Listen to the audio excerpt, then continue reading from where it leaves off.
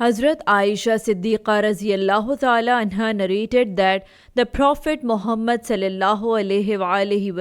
used to say, when the time of the death of a prophet approaches, an angel comes to him, and he, the prophet, becomes ready to meet his Lord.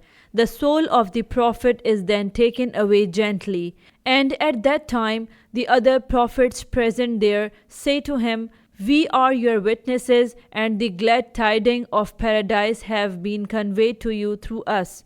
Then the soul of the prophet joins them, the angels, and his body is shrouded in the coffin. I was present at the time of the prophet's death, and I knew that the soul would be taken away from the body as soon as the angel came to him.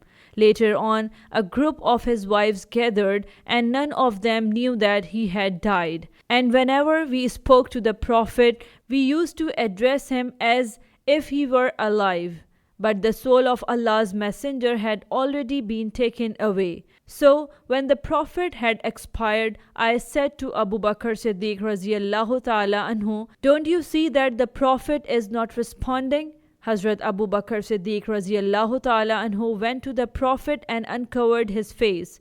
He knelt down, kissed him, and said, "Let my mother and father be sacrificed for you. O Prophet, you are good in life and in death. By Allah in whose hands my life is, Allah will never make you taste death twice." Then he came out and said, "O oath taker, don't be hasty." When he spoke, the people were happy.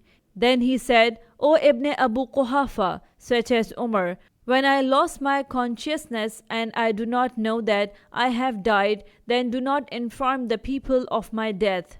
Usman and Ali were present. So when Abu Bakr spoke, Usman did not say anything, and Ali said, "By Allah, by whose leave my soul in his hands, and if I get the upper hand over you, I will do what Abu Bakr has said." He then went out and said, "O oath taker, don't be hasty." When he spoke, the people were happy. Hazrat Abu Bakr repeated his statement and then repeated it again and said, "Have I conveyed my message? By Allah in whose hands my life is, yes, O Allah's apostle, you have conveyed the message to us."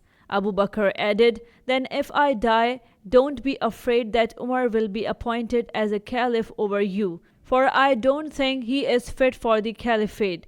Bukhari, Musnad Ahmad, Hadith number 23359.